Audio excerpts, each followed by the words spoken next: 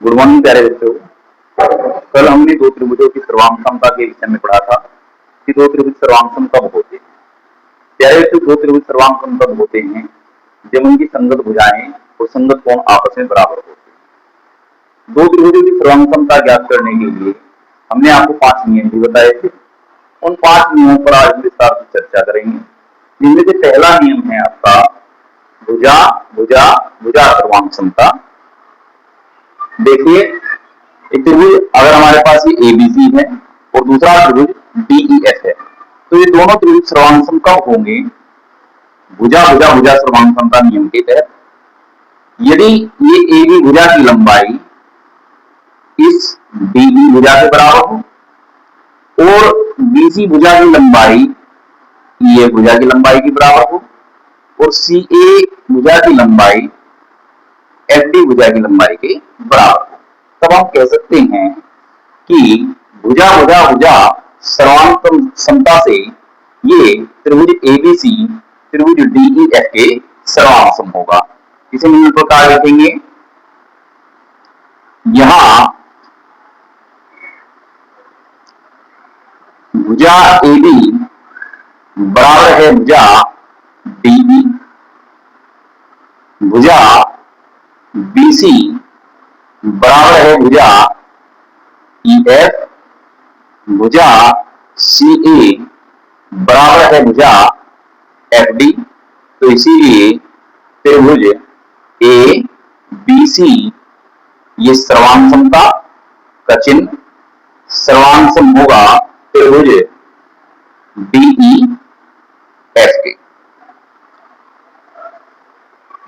फिर से एक बार देखिए, ये जो त्रिभुज एबीसी है, इसकी जो ये भुजा है एबी, दूसरे त्रिभुज डीईएफ की संगत भुजा डी के बराबर होनी चाहिए। भुजा बीसी की लंबाई त्रिभुज डीईएफ की भुजा ईएफ के बराबर होनी चाहिए और सी ए एफ डी के बराबर होनी चाहिए। तब हम कह सकते हैं कि ये दोनों त्रिभुज क्या है? सर्वांग सम है। उस नियम को हम भुजा भुजा भुजा सर्वांग समता नियम कहते हैं। तो प्यारे बच्चों, अब दूसरा नियम हम इसका पढ़ेंगे, जो है भुजा कोण भुजा सर्वांग समता। भुजा कोण भुजा सर्वांग समता में दोनों त्रिभुजों में आपको ये देखना है कि उनकी दो संगत भुजाएं और उनके बीच का कोण बराबर होना चाहिए। जैसे त्रिभुज एबीसी की ये भुजा एबी यदि त्रिभुज डीईएफ की भुजा डी के बराबर है और एसी भुजा डीएफ भुजा के बराबर है, तो इनके बीच का कोण ये कोण ए, इन दोनों के बीच का कोण डी, ये दोनों आपस में बराबर होने चाहिए। अर्थात यहां देखिए आप कि त्रिभुज ए बी सी तथा त्रिभुज डी ई एफ में त्रिभुज एबीसी की भुजा त्रिभुज डीईएफ की भुजा डी के बराबर होनी चाहिए। कोण ए कोण डी के बराबर होना चाहिए। कोण भुजा एसी भुजा डीएफ के बराबर होनी चाहिए। तो इस प्रकार भुजा कोण भुजा सर्वांग समता नियम से ये त्रिभुज ए बी सी सर्वांग सम होगा त्रिभुज डीई एफ। तो ये दोनों त्रिभुज सर्वांग सम।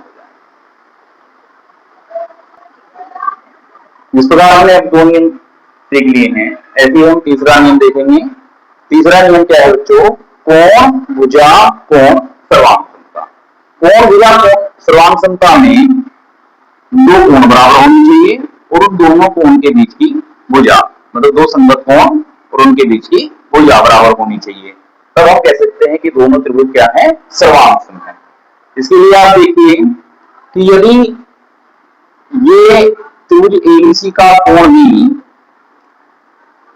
त्रिभुज डीईएफ का कोण ई दोनों बराबर हैं और कोण एफ के बराबर है, इनके बीच की भुजा बीसी संगत भुजा ई एफ के बराबर है, तब आप कह सकते हैं कि कोण भुजा कोण सर्वांग समता नियम से ये दोनों त्रिभुज सर्वांग सम है। इसे निम्न प्रकार लिखेंगे, त्रिभुज ए बी सी तथा त्रिभुज डी ई एफ में कोण बी बराबर कोण ई, भुजा बीसी बराबर भुजा ई एफ, कोण सी बराबर कोण एफ। तो इसीलिए त्रिभुज एबीसी सर्वांग सम है त्रिभुज डीईएफ। तो प्यारे मित्रों, आज हमने 5 नियमों में से सर्वांग समता के 3 नियमों के बारे में पढ़ा। आप इन 3 नियमों को अच्छे समझेंगे, याद रखेंगे।